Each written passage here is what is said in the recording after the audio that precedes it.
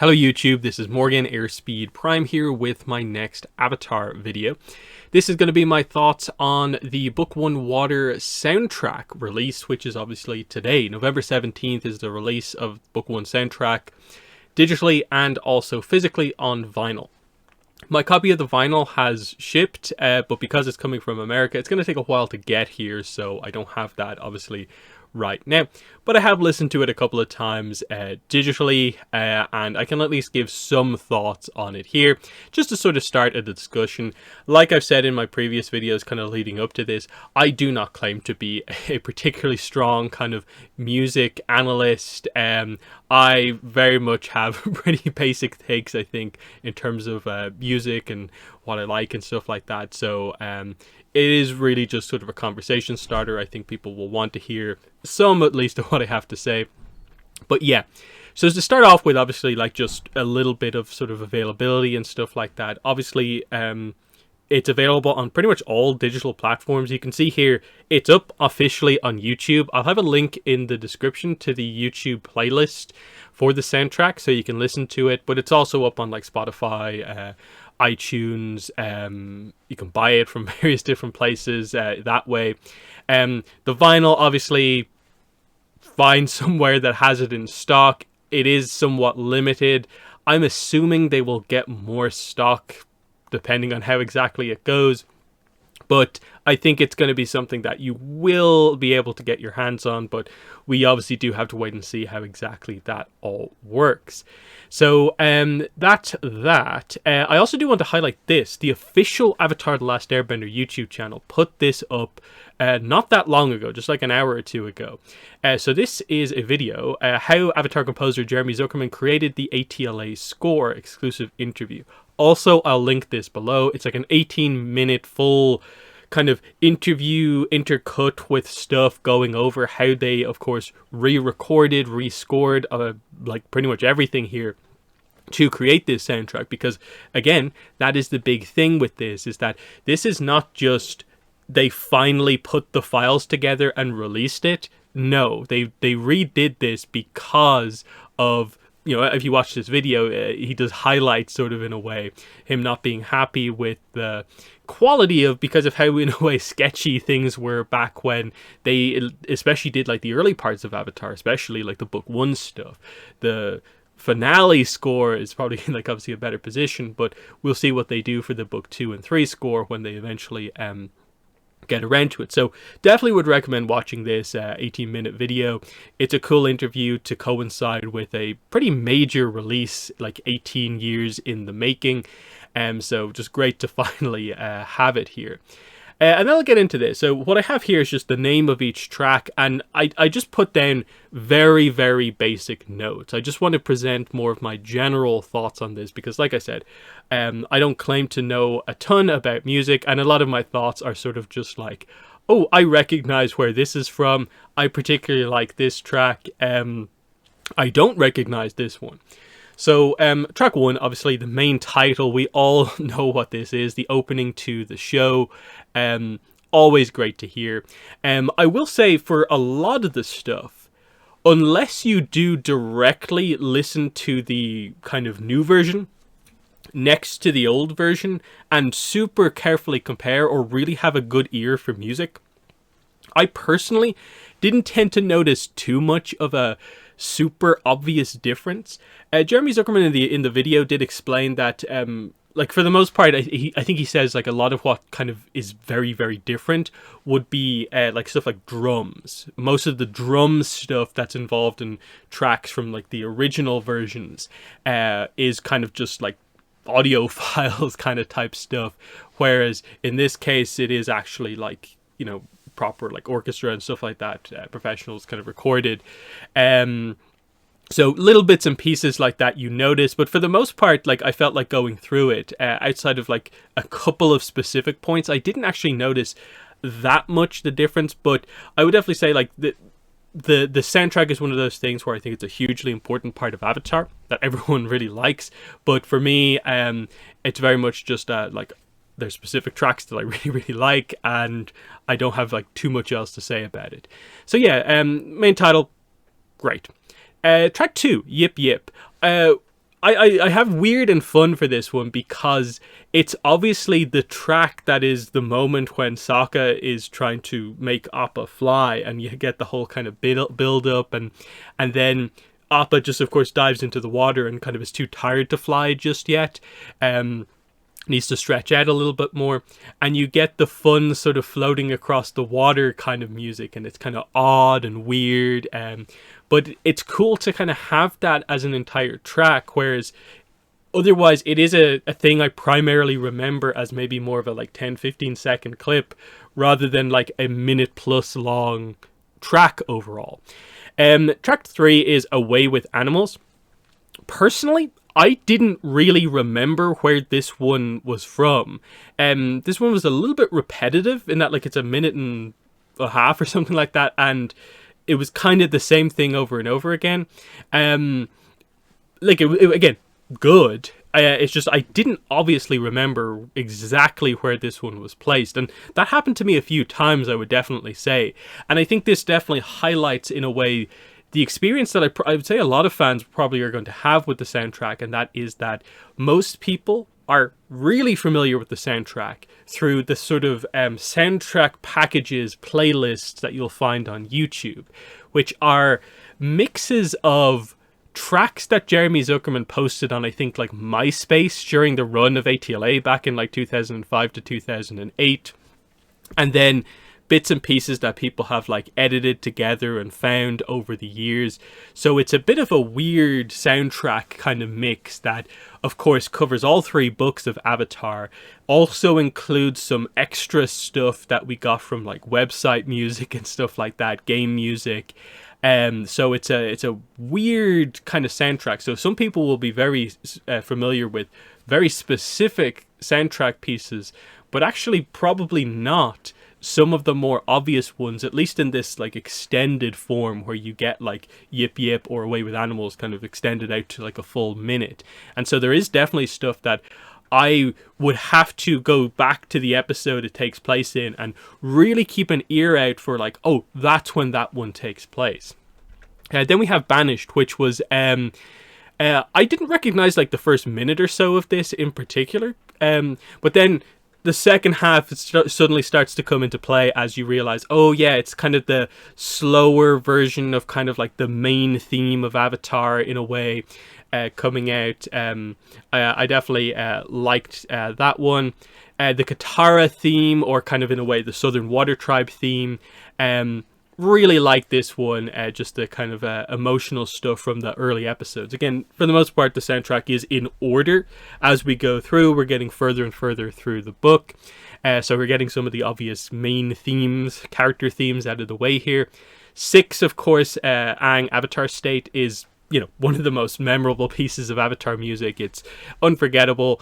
One thing I did notice is that it felt like there was some extra kind of instrumental stuff added into specific parts. Like towards the middle of the track, you have the track as you expected, but then it felt like towards the end of specific sequences there was a little bit of kind of extra kind of wind instrument stuff kind of added in. That because it's such a memorable track, I'm just like, was that always there? So it was a subtle little difference that made it kind of stand out a little bit more. But you know, Aang's theme, the Avatar State theme, always classic. Into a Nighttime Sky. This is one that's always been included in the packages, but often it's like a remixed version rather than like the actual version. But this is a really nice, peaceful, I think is the perfect way to describe this track. And like I said, one of the more subtly kind of memorable tracks on the soundtrack. Very, very nice. Agni Kai is probably, for me, like one of the absolute most memorable kind of tracks here, especially from like early book 1. Just like 10 out of 10. It's energetic, memorable, catchy, great scene. Of course, this is the Zhao Zuko Agni Kai, and this is one where you notice, like, I think that the track that you'll typically find on YouTube before the official release was maybe like a minute and a half long, but this is like 3 minutes long. So there is this kind of extended version that kind of layers on top of itself as it goes through. Of course, it repeats the same kind of general Agni Kai theme, but then little bits and pieces get added on. And so the extra bit, especially towards the end, I think is kind of nice to get. Kyoshi Warriors, like I say here, maybe it's the Kyoshi hype from the last few years, but it really stood out listening to this again. Lots of different sections. I love the way that like you kind of start out with like a glimmer of the action Kyoshi Warrior stuff, then it slows down, you have the more peaceful middle, and then you build back up more towards what it was like at the start. Very, very good track there. Just a Simple Monk, also from the same episode, has a similar feel to, in part, to this, but fun, kind of goofy, a little bit like Yip Yip, but more the comedy stuff.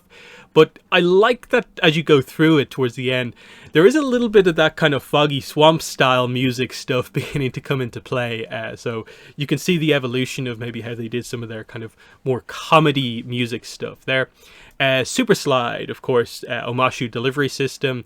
Nice energy to this one. Love the last couple of seconds in particular. And I think some of this stuff is also like included as part of the penguin sliding sequence in like the opening episode. Remember Your Courage is obviously imprisoned. This is definitely one of those ones where I didn't immediately, listening to this even a few times, like I don't obviously connect with the music from this scene, because there are certain scenes where the music is a focus of the scene, and then there are certain ones where it's just there is music playing in the back of this somewhat important scene. And this is what this one sort of feels like to me, where because in a way I think this track has never been like highlighted before in a way, this moment. I wasn't familiar with it, but it's nice to actually have like an imprisoned track on the soundtrack, and it's one of those ones to go back to a few more times to get myself more familiar with it overall. Enter Fire Nation Territory, the longest track, 6 minutes. And again, one of those kind of story tracks, like you can tell like this is from like 108 at the start. One of those story tracks where it's going along with the animation. You can tell if you watch that sequence that like, okay, it rises for this moment, it slows down for this moment, but it's the dramatic entry into the Fire Nation in that kind of action sequence at the start with the blockade and Appa and stuff like that. Very good stuff for, like I said, the longest one on the soundtrack. 14 is Roku Destroys the Temple. So this is one of the 2 pre-release tracks that we got along with Aang Becomes Ocean.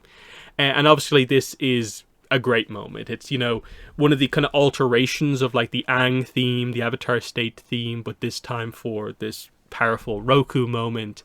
It's a huge moment, of course, but you get the powerful spirit feel to it, and that's one thing that feels consistent in a way across a lot of this. When there's a big action moment that relates to like a spirit, or specifically the Avatar doing something powerful, you get the same general tone to what's going on here. Jet was definitely an interesting track, because for about the first minute I really didn't get what was going on here. I was just kind of like, wait, what? This is Jet's theme? But then, like a minute in, you hear the first little hint of like, okay, there's his theme. And then it kicks off and I'm like, okay, I know exactly what this is. But like the first bit, I'm kind of like not really familiar with that bit. So yeah, that kind of Jet motif, once you get to it, is pretty good. Previously on, not too much to say about this one. It's just like, it's Avatar music. It doesn't super stand out to me, but it's not bad. Just moving on. 17, Running Away. Very melancholic. This is another, these two, this and 18, Zuko Scar, more story ones kind of related to the backstories of both main characters, of course. I love the insert of the kind of sad version of the main theme more towards the end, and then a tease of the kind of Avatar State stuff, you know, Boy in the Iceberg stuff coming in at the end. So a lot of the stuff of like utilizing the absolute main themes of the show within the longer tracks works really well for the kind of storytelling within the music. And it's kind of similar with Zuko Scar, but for the kind of Fire Nation stuff, you get the ominous kind of Fire Nation music with the kind of horns coming in here. Pretty good. A Dream, shorter track, but you know, I again, enjoyable. Similar in a way to Running Away, along the kind of same lines, so pretty nice. And then we have 20 and 21 basically go together. Blue Spirit Rescue plus the Blue Spirit. So this one's kind of more about kind of like the drum beat of the action during the Blue Spirit kind of moment of like Aang and Zuko working together, whereas 21 is more everyone remembers the Blue Spirit theme, the Sungi horn, and the kind of what it represents about kind of the conflict within Zuko of like whenever you hear that Sungi horn, you know, like Zuko's doing something where it's kind of like, is this the right thing to do? And that's kind of what it represents. Strong stuff. And then that brings us into the actual kind of Sungi horn track, Iroh's Sungi horn. So beautiful piece of music, obviously. Really represents sort of like the sound of Avatar, I think, is just this track on its own. It's why everyone remembers the music instrument from the show, the Sungi horn, and it's associated very much with this particular kind of track. Then we move on to track 23, which is called June Underbelly, but obviously June isn't spelled correctly. Now, initially, I think in the listings, this track, Agni Kai, was spelt wrong. It was the G and the N were misplaced, but they corrected that for the actual release. But this has stayed the same. It's still Jun. I hope the E gets added in, because obviously we're at the point here, we're episode 13. June, the reason it's here is obviously for episode 15, and June, the bounty hunter, being introduced here. Again, this is one of those ones, I didn't obviously recognize this one. I went back actually and watched June's scenes in episode 15, and I think the reason it's called Underbelly is that it's the scene where they find June again later in the bar, basically. But it's one of those scenes where the music is definitely, I don't think, highlighted. I think this is the music playing during this scene, but it's because it's like a dialogue scene, the music is kept into the background so you can obviously focus on what the characters are saying. So I think this is what that music is meant to be. But again, I didn't immediately like latch onto like, oh, it's that music, but nice to get it. The Deserter, again, a similar one where for most of it I didn't really recognize it, but then right towards the end, you know, the Avatar theme kind of comes in a little bit, kind of representing the Roku scene that happens here in this episode. But the actual, I suppose, Zhong perhaps part of this one, didn't necessarily latch onto it. And that's just purely from a sense of some of these are tracks that haven't really been highlighted outside of you watching the episode and really listening to the music carefully in every single scene, which if you don't necessarily have the ear for music, you won't necessarily kind of maybe latch on to some of the music unless it's like super obvious, like the Sungi horn or Agni Kai or Aang Ocean Spirit, which we'll get to. Then we have some of the Northern Air Temple stuff. So to the Air Temple, obviously nice energy here. Once it gets going, you know, it's fun, it's playful. It's meant to be kind of airbender and airbender, the spirit of being an airbender stuff here. Very, very nice. Then we have Descendants, which again I felt was nice. Didn't stand out too much to me, but definitely good. Sort of more of the fun aspect of Northern Air Temple, and then this representing the more kind of sad side of it, of like Aang finding a group of people here, and it's like cool that they've made this their home, but it's also sad that some of the traditions of the Northern Air Temple are gone. The people aren't there, of course. Some nice stuff.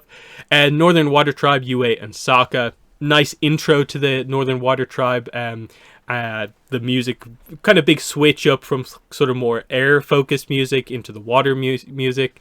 28, of course, is a classic track. Winter, Spring, Summer, and Fall. We actually have some vocals in this one, of course, from Mako. Singing the song, and of course, yeah, Four Loves, great line in it. What just happened there?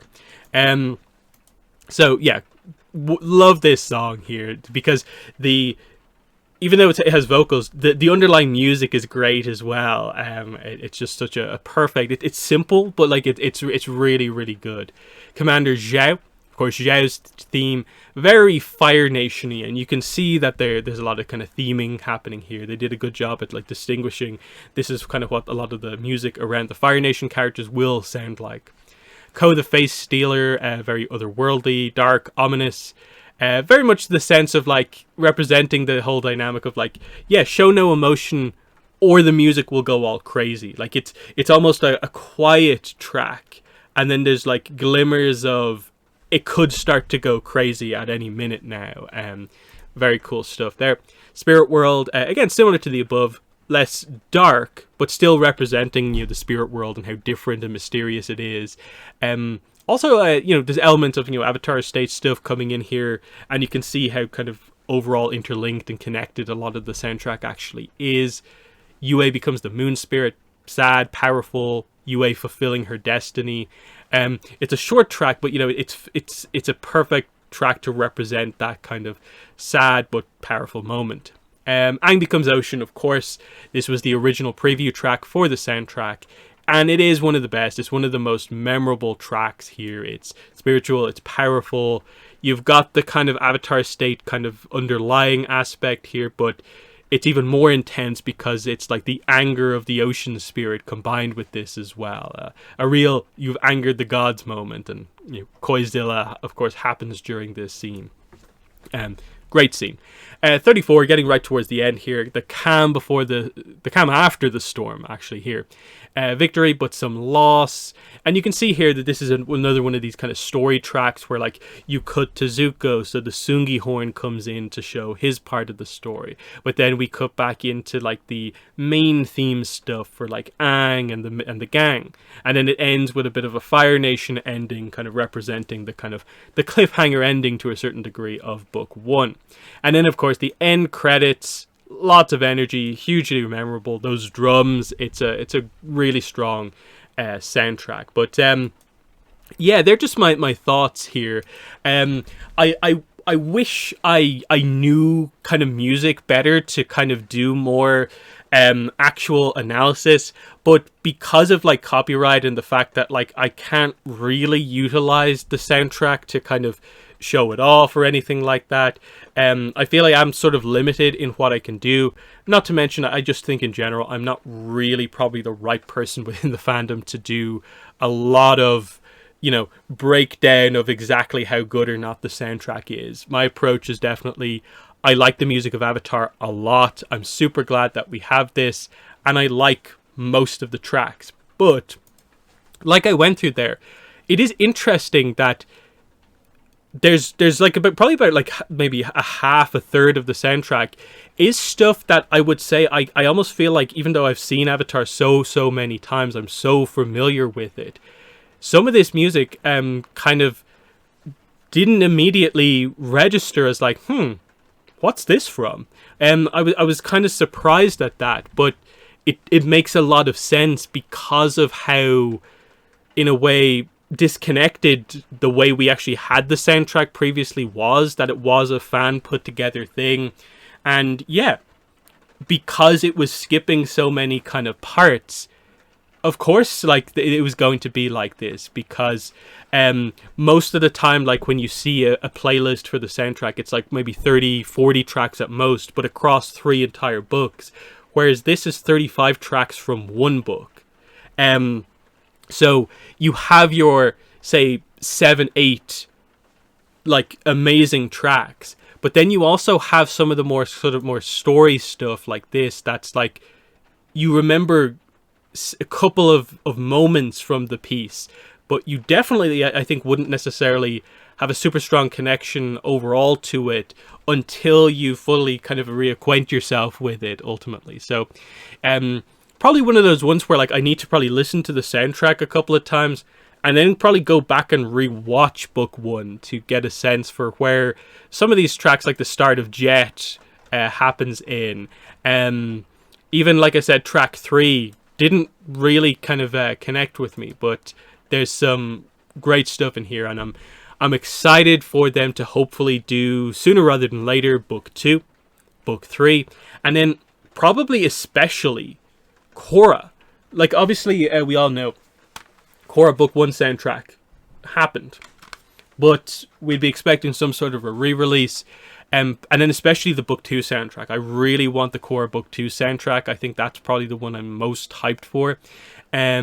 whenever they get around to that. And then book 3 and 4, like the Korra music is probably in an even more interesting situation where we probably, outside of book 1, really only have maybe 2 or 3 tracks from each of the other books. And they're all some of the bigger tracks, so like the kind of more in the middle of the action kind of stuff, we don't maybe have as much of a sense for it. But that's just an interesting thing to focus on. So yeah, I'm just going to wrap it up there, not go on like too crazy long, but yeah, just to highlight, the soundtrack is out. You can listen to it basically wherever. Also, remember, check out the Jeremy Zuckerman interview / kind of mini documentary about this. And then I'll probably, when my vinyl arrives, at least do some sort of a brief video, maybe just to show off like how well it's packaged, if there is anything kind of like extra kind of involved in there, just as a kind of collector kind of type thing to show it off a bit. But you know, that basically is everything I have to say about the soundtrack. So obviously in the comments below, let me know what your thoughts were on the soundtrack, listening to it yourself, what your thoughts were on what I had to say about it as well.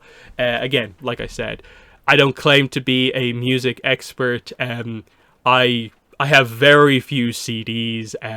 I listen to select pieces of music from all over the place. I wouldn't say I'm super crazy, like in general, into music overall. Like I enjoy it, but I don't necessarily have the analysis required to, I suppose, understand it as well as I probably should. But that was the best I could do here in kind of short notice, basically, here. But that's that. But yeah, let me know what your thoughts were. But that's been the video. Thanks for watching, and bye.